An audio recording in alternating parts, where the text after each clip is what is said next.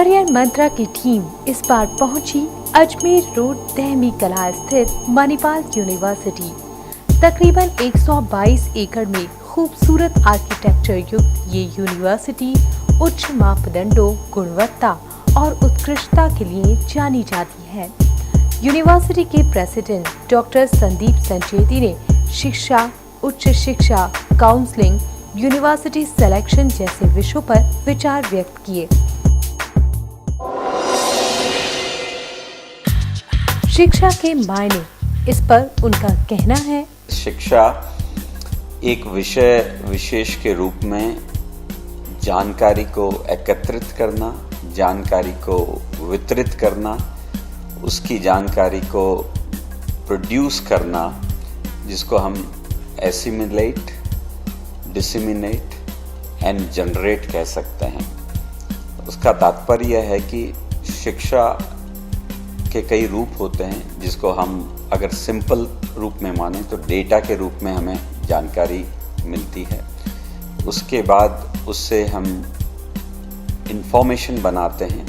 Information को जब हम आगे लेते हैं तो उससे नॉलेज निकलती है, और नॉलेज को भी और आगे बढ़ाते हैं तो विजडम होता है। ये सब शिक्षा के रूप हैं, और जो भी शिक्षा पाना चाहते हैं या देना चाहते हैं उनको इसमें किसी न किसी रूप में कार्य करना होता है।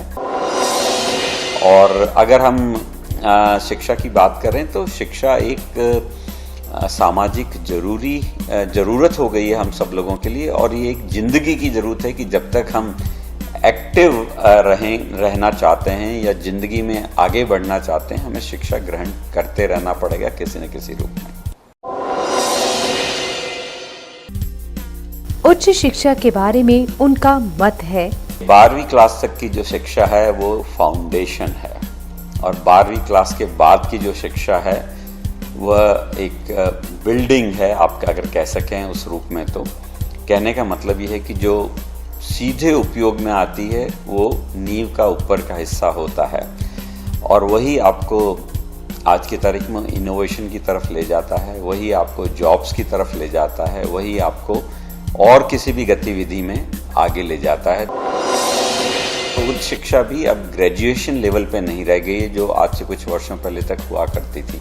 आज ज़रूरत ये बन गई है कि हम उसको पोस्ट ग्रेजुएट लेवल पे भी ले जाएं, और जहाँ ज़रूरत है, अगर रिसर्च या एकेडमिक में हमारा इंटरेस्ट है तो हम उसको पीएचडी लेवल पे भी ले जाएं या उससे भी आगे ले जाएं, ऐसा हम करते हैं।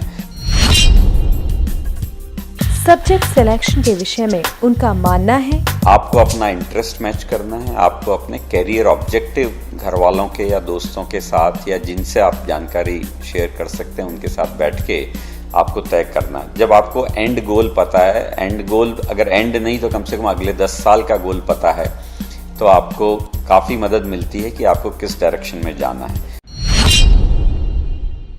दूसरा जो ज़रूरी चीज़ है कि जहाँ हमें कन्फ्यूजन हो वहाँ हमें विषय विशेष के जो टीचर्स हैं, एक्सपर्ट्स हैं, जो इंडस्ट्री के रिप्रेजेंटेटिव्स हैं, उनसे जाके मिलना चाहिए कि उसमें क्या स्कोप है, क्या चैलेंज है। कई बच्चे चैलेंज के पीछे भागते हैं कि मुझे क्रिएटिव चीज़ चाहिए। तीसरी चीज़ ये है कि अगर किसी कॉलेज को चुन रहे हैं तो कॉलेज के चुनते टाइम भी आप उन टीचर्स से, वहाँ के उस सब्जेक्ट के टीचर से ज़रूर मिलें, ताकि आपको और ज़्यादा क्लैरिफिकेशन मिल सके कि उस सब्जेक्ट में क्या होता है। मान लीजिए आपके लिस्ट में आज की तारीख में सारे प्रोग्राम ओपन हैं, तो आपको कुछ चीज़ एलिमिनेट करनी पड़ेगी कि आप क्या लो प्रेफरेंस है इसलिए आप एलिमिनेट करेंगे, कुछ चीज़ सेलेक्ट करनी पड़ेगी। ऐसे करते करते कुछ दिनों में आप 2 या 4 या एक छोटी सी लिस्ट पे आ जाएंगे, और उसके बाद आपका डिसीजन मेकिंग आसान है। जहां तक इंस्टीट्यूशन की सिलेक्शन की बात है, डॉक्टर संचेती का कहना है, पहली चीज जो किसी बच्चे को देखनी चाहिए अगर संस्था को सेलेक्ट कर रहा है तो फैकल्टी को देखे कि फैकल्टी किस टाइप की है, कहाँ से, कैसी है, कितनी है। दूसरी चीज जो आती है कि अगर फैकल्टी अच्छी है तो उसको इंफ्रास्ट्रक्चर अच्छा चाहिए, और वो इंफ्रास्ट्रक्चर अच्छा उपयोग कर सके, वो काबिलियत उनमें होनी चाहिए। इस वजह से इंफ्रास्ट्रक्चर सेकंड मोस्ट इम्पॉर्टेंट चीज़ होती है। तीसरी जो चीज़ इम्पॉर्टेंट होती है वो होती है कि उसकी ब्रांडिंग या रेपुटेशन या फिर एल्यूमनाई जो भी कहें, वो सब मिल मिला के होती है। जैसा हम जानते हैं कई IIT, IIM, NITs की रेपुटेशन ब्रांडिंग बड़ी स्ट्रांग है। और जो चौथी चीज़ है वो ज़्यादातर लोग समझते हैं, देखते हैं, पर उसको सबसे पहला बना देते हैं, वो है प्लेसमेंट। मेरे हिसाब से वो चौथी प्रायोरिटी पे, पायदान पे आना चाहिए, क्योंकि प्लेसमेंट तो कभी भी चेंज होता रहता है। सरकारी और प्राइवेट यूनिवर्सिटी के संदर्भ में उन्होंने बड़े ही साफ गोई से बताया। सरकार में जैसा हम जानते हैं IITs, NITs, IIMs की ब्रांडिंग है, तो वो अच्छी गिनी जाती है। वो इसलिए गिनी जाती है कि बहुत पुरानी है, एस्टेब्लिश्ड है, और उनको सरकार से बहुत धन मिलता है, और वहाँ पे एक रीजनेबल एजुकेशन के लिए बच्चे को बहुत कम कीमत देनी पड़ती है, क्योंकि सरकार उसको अपने फंड से सपोर्ट करती है। वही एजुकेशन जब प्राइवेट में आती है तो उसका चार्ज प्राइवेट को लेना पड़ता है, तो उस विषय विशेष की वजह से कुछ उनमें फर्क रह सकता है। सरकार में ऐसी संस्थाएं भी काफ़ी सारी है जहाँ पे ना तो इंफ्रास्ट्रक्चर बना है, संस्थाएं खड़ी कर दी गई है, ना वहाँ पे अपॉइंटमेंट होते हैं किसी न किसी कारणवश। तो इस वजह से कई जगह सरकारी संस्थाएं धीमे चलती हैं या एफिशिएंसी ज़्यादा नहीं है, पर उनकी कीमत कम होती है। इसके विपरीत प्राइवेट में हमेशा एफिशिएंसी अच्छी रहती है, जनरली मनी का यूटिलाइजेशन अच्छा है, नंबर्स या क्वांटिटी जो भी अगर आप कहेंगे टीचर्स की, तो वो भी हमेशा अच्छी रहती है। पर कुछ मैनेजमेंट ऐसे होते हैं कि जिनका ध्येय अच्छा इतना नहीं होता है कि वो उसको संस्था को अच्छी तरीके से आगे बढ़ाएं। तो कुल मिला के कहना यह है कि न तो प्राइवेट होने से वो खराब है, न वो सरकारी होने से अच्छी है। आपको तो संस्था को अच्छे से स्टडी करके ही चुनना पड़ेगा कि आपके लिए क्या अच्छी है, बुरी है।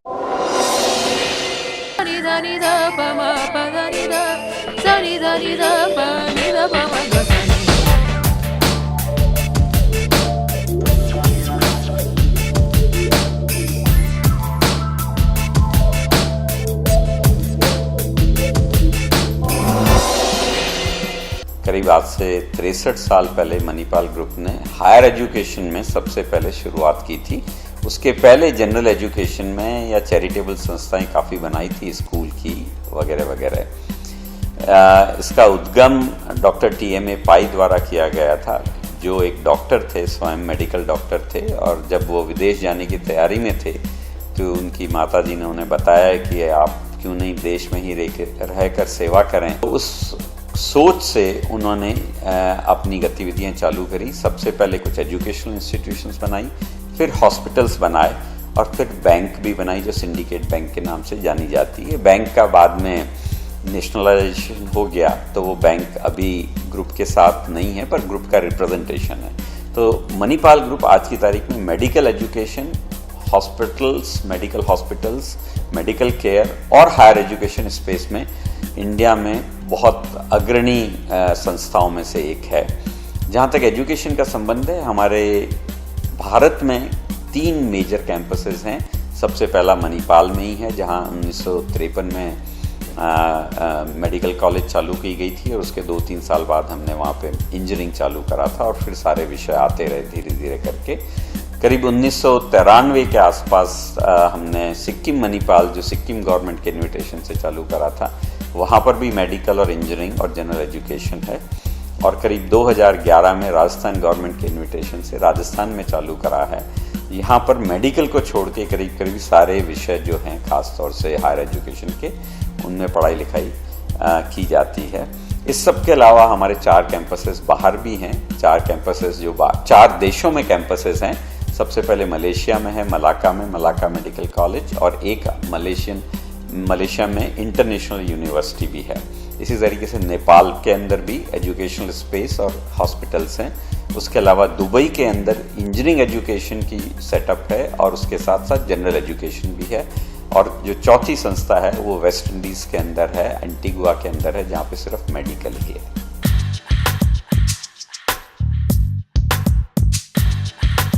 मेन जो हमारा विजन है वो है leadership in higher education with human development.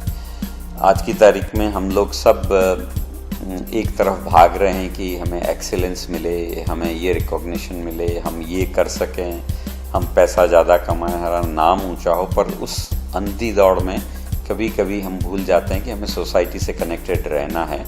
तो इसलिए जो हमने अपना मिशन चुना आज से करीब 1.5 साल पहले मणिपाल यूनिवर्सिटी जयपुर बनने के बाद, तो उसमें ह्यूमन डेवलपमेंट को हम आगे लेके आए हैं और यही हम चाहते हैं कि जो भी हम गतिविधि करें उसके अंदर ह्यूमन डेवलपमेंट का कंपोनेंट हो। मणिपाल की संस्था जो सिक्किम मणिपाल यूनिवर्सिटी है, देश की अग्रणी डिस्टेंस एजुकेशन यूनिवर्सिटीज़ में है और ज़्यादातर उसमें सपोर्ट जो है टेक्नोलॉजी बेस्ड है। आपको खुशी होगी कि हम भी सारे नए प्रयोग जो टेक्नोलॉजी के हैं, चाहे वो वर्चुअल क्लासरूम है, चाहे वो इंटरैक्टिव टर्मिनल है, चाहे वो ऑनलाइन लर्निंग है जो जैसे QEEE जो MHRD का इनिशिएटिव है जिसके हम पार्ट हैं, चाहे वो वर्चुअल लेबोरेटरी बना के जो एक्सपेरिमेंटेशन किए जाते हैं, चाहे वो DTH का यूज़ है, या फिर जो हम massively open online courses MOOC बोलते हैं जिसका इंडियन रूप जो है NPTEL के नाम से जाना जाता है, इन सब का हम प्रयोग करते हैं अपने क्लासरूम्स में। और उस सब के अलावा क्लासरूम्स के अंदर आपको जो प्रेजेंटेशंस की सुविधाएं हैं, ख़ासतौर से जो ओवरहेड प्रेजेंटेशन है जहाँ पे आप उनको कोई ना कोई फॉर्म के अंदर नया डेटा, नया ड्राइंग्स या इंटरैक्टिव फॉर्म में इंफॉर्मेशन दे सकते हैं, वो भी देते हैं। और आने वाले समय में जैसे आपने क्लिकर्स नाम सुना होगा, उनका भी हम प्रयोग करेंगे जिससे हमको उनसे फीडबैक भी ऑनलाइन लाइव लिया जा सके। एक व्हाट्सएप टाइप का एक नया एक्सपेरिमेंटेशन है जिसका अभी हम अपने बच्चों के साथ प्रयोग कर रहे हैं और वो व्हाट्सएप लाइक जो प्रयोग है वो सिर्फ टीचिंग या एकेडमिक का एडॉप्शन है उसका। तो हो सकता है कि आने वाले समय में ऐसे नए प्रयोग भी और सफल हो जाएंगे। सबसे पहली तो ज़रूरत होती है कि बच्चों के मन से वह झिझक हटाने की कि वो सवाल जवाब कर सकें। तो हम प्रमोट करते हैं कि बच्चा जब क्लास में बैठे तो वो किसी भी टीचर से या किसी से भी why, when, how, what type के सवाल पूछ सके ताकि उसको मन उसमें जाए कि वो क्यों पढ़ रहा है विषय विशेष को और आगे कैसे उसमें बढ़ेगा। दूसरा यह है कि उसके कम्युनिकेशन स्किल ठीक होना चाहिए ताकि वो ढंग से अपना पॉइंट बता सके या समझ सके। उसके लिए भी स्पेशल क्लासेस चलाई जाती हैं, इंग्लिश के कोर्सेज़ किए जाते हैं, दूसरी लैंग्वेजेस के कोर्सेज़ किए जाते हैं, लैंग्वेज लेबोरेटरी 2-3 सब्जेक्ट्स में हिंदी, इंग्लिश, कोई बच्चे साउथ से आते हैं तो उनके लिए भी उपलब्ध रहती है। कई सारी गतिविधियाँ हमारे यहाँ होती है जो साल भर चलती है, चाहे वो क्लब्स की हैं, चाहे वो सोसाइटीज़ की हैं, चाहे वो फंक्शंस है, चाहे वो कल्चरल है, चाहे वो टेक्निकल है, चाहे वो स्पोर्ट्स का है। तो इन सब गतिविधियों में वो भाग लेके वो मैनेजमेंट सीखते हैं, वो टीम वर्क सीखते हैं, वो कम्युनिकेशन सीखते हैं, वो फाइनेंस सीखते हैं, वो फंड रेजिंग सीखते हैं, वो एग्जीक्यूशन और डिसिप्लिन सीखते हैं। तो यही सारी चीज़ें हैं जो उनको एजुकेशन के अलावा जिसकी ज़रूरत है कि जब वो कंपनी में या कहीं जाके अपना कार्य चालू करेंगे तो ये सब चीज़ें उनको आनी चाहिए। तो हमारी भी कोशिश ये रहती है। उस सब के अलावा हम उनसे फीडबैक भी लेते हैं कि क्या स्पेशल चीज़ें उनको सीखनी है। तो स्पेशल चीज़ों में एक आता है कि आप कोई एडिशनल डिग्री, डिप्लोमा या सर्टिफिकेट कर सकें। जहाँ तक UGC या AICTE उसको अलाउ करती है वो भी हम प्रमोट करते हैं। इसके लिए एक ऐसी नई चीज़ आई है जो भारत सरकार बहुत बड़े तरीके से प्रयोग कर रही है, प्रोत्साहित कर रही है। हम भी NSDC के पार्टनर हैं आज की तारीख के अंदर और NSDC के तहत हम भी स्किल्स डेवलपमेंट प्रोग्राम दे रहे हैं कुछ विषयों में और आगे आने वाले समय में काफ़ी सारे विषयों में हम भी स्किल्स डेवलपमेंट में कार्यक्रम करेंगे और उन सब से बच्चों को कॉन्फिडेंस आएगा ये सब चीज़ें होने से, और कॉन्फिडेंस आने से वो कहीं पे भी सक्सेस भी पाएंगे। अंत में उन्होंने छात्रों को मैसेज दिया, जो भी आप कर रहे हैं, चाहे आप खेल रहे हैं, चाहे आप पढ़ रहे हैं, चाहे आप रिसर्च कर रहे हैं या चाहे आप कोई नई डिज़ाइंस बना रहे हैं, जो भी आप कार्यक्रम कर रहे हैं उसको मन लगा कर करें, पूरी कोशिश करें कि उसमें सबसे आगे आपको जाना है और किसी भी अवरोध जो भी आगे आ सकता है या आएगा, आता है, हर एक के सामने आता है, उसकी कभी ज़्यादा चिंता नहीं करें, डरे नहीं। आए तो उसको फेस करें और समय के हिसाब से या आपकी मेहनत के हिसाब से आप उसको भी पार करके आगे निकलेंगे। यही आपको मैं एक संदेश देना चाहता हूँ।